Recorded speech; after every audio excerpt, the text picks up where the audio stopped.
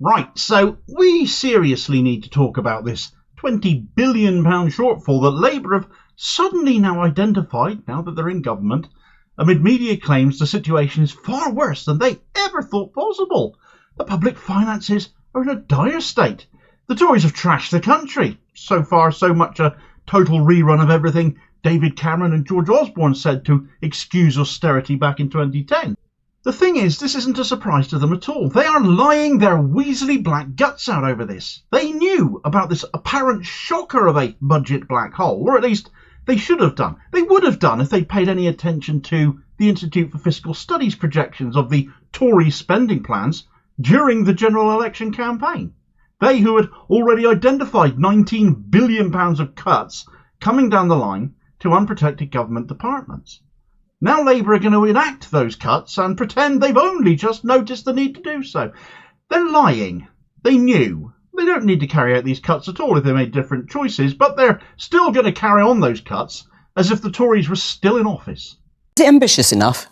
No, nowhere near enough. And, you look at what just take the IFS, for example. They say there are £19 billion worth of cuts. Yeah.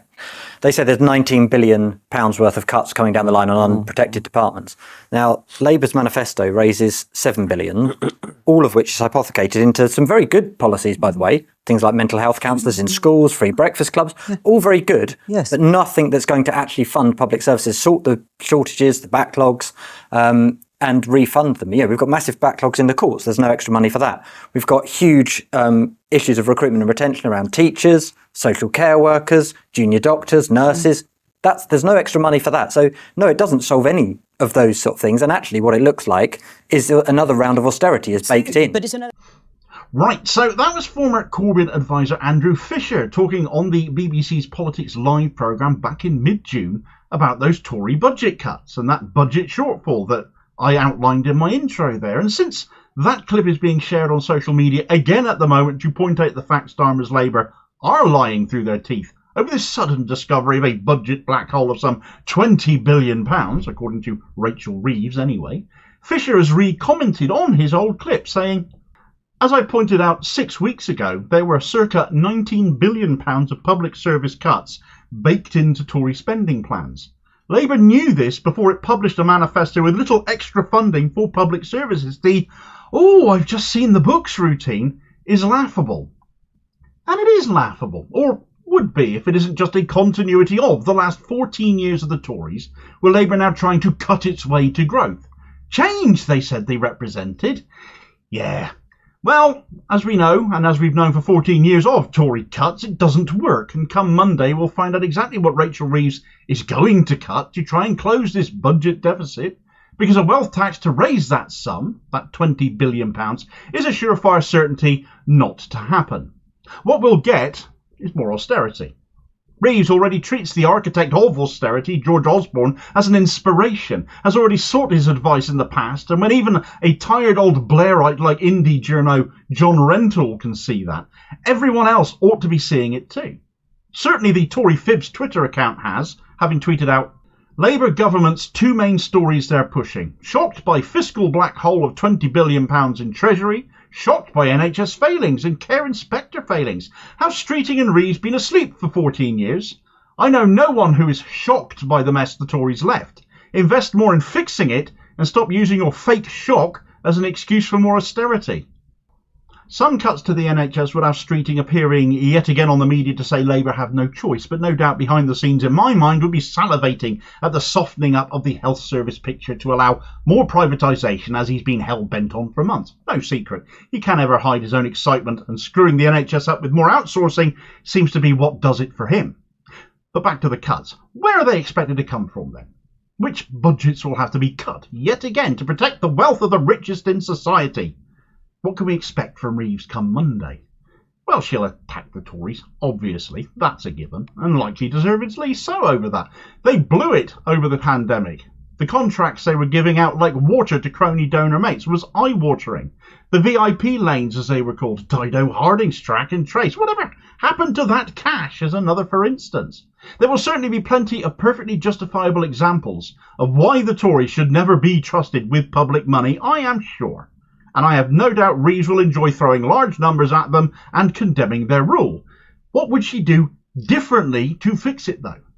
Sadly, I don't expect much of a shift, which is the Einsteinian definition of insanity, but tax rises and cuts to spending are what are almost certainly going to follow. So again, that word change being associated with Starmer's Labour becomes a bit of an ongoing sick joke. Spending concerns have already been identified with regards to the asylum system, for example. Perhaps Yvette Cooper using Rwanda scheme funding to deport people to Vietnam instead was a bad choice and should have saved the money. Welfare, because of course the out of work, the long-term sick and disabled would be in the potential firing line yet again. They've never been bashed enough in the past, have they? Defence is also in this frame, which is a little bit mad when you think about it, because Starmer and Reeves have recently declared a hike in defence spending, so clearly no cuts can come from that budget unless a big fat U-turn is coming. And also the prison budget, which is already seeing prisoners for various offences getting released early, but seemingly only so this government can oversee climate protesters getting jailed there instead. It's a mixed bag that doesn't make a lot of sense to me, but I dare say I'll find plenty to shred when the facts of Reeves's next actions are better known. What seems certain is that tax hikes and budget cuts will be the name of the day, as if the Tories never left office. It could even be worse, and Rachel Reeves will justify this completely by saying it all has to be within her fiscal rules, and we must stick to that, or economic calamity will surely follow. When her economic rules don't amount to anything fundamentally changing for us, more cuts to services, less money in our pockets, her rules are for fools, exactly what she'll be taking us for. Economist Richard Murphy shredded the notion of so-called fiscal rules in a recent article he wrote in The National. The whole of Labour's election strategy was based upon its claim that the UK needed strong fiscal rules to deliver growth. As a result, it would seem that Labour do not know that there are no such things as fiscal rules. The form of words that have been given this name have existed for little more than 2 decades, and during that period many such rules have been proposed, withdrawn, revised and rewritten to try to disguise the failure of every single Chancellor over that period to comply with their self-imposed rules. This has happened so often that the idea that there are such rules must be presumed to be a poor joke. These rules are at best very poor economic public relations exercises. At worst, they are excuses for government inaction and the imposition of austerity. Either Labour know this, in which case they are misrepresenting the truth when they claim that they are of significance, or they do not, in which case Labour have to be presumed to be stupid. I like Richard Murphy. He speaks plainly and doesn't suffer fools, especially on the economy, and nor does he hide behind technical terminology, so his YouTube channel is very much well worth a follow. He's absolutely right, though. Every Chancellor does bring their own rules in, and that becomes the unquestioned legitimacy that covers all of their actions, and the media never question it, do they? No matter how self-harming to the country and how stupid they might be. We don't need rules to fix the economy, just sound economics, which involves putting more cash in our pockets to spend, which grows the economy, not letting the rich avoid putting their hands in theirs at the same time. Murphy made another point in his column about how big a nonsense Labour's fiscal rules actually are, because if they don't actually fix problems or allow the government to spend or invest to solve problems, how can the country work for people, and how can these issues surrounding the services we all need, hacked to bits and underfunded as they have been for more than a decade, actually ever be able to get back on their feet? He used the example of the 2-child benefit cap that Labour have just whipped their MPs to vote against, suspending 7 of their own MPs for supporting an amendment to scrap that. Because what kind of fiscal rule would a brand new government full of big ideas have that requires 1 million children to be left in poverty? In what way is that a salient investment and a good decision in the interest of the next generation of this country? If that is what is required to meet Rachel Reeves' fiscal rules, then certainly it bears out my own feelings towards this Starmer-led government, bears out what I've been saying about Starmer's Labour for some time, about Starmer himself mainly, in that this is a man who wants to be Prime Minister, but has no idea what to do once he gets there. And certainly Richard Murphy agrees with my assessment there in his column, I felt, saying Labour are out of ideas.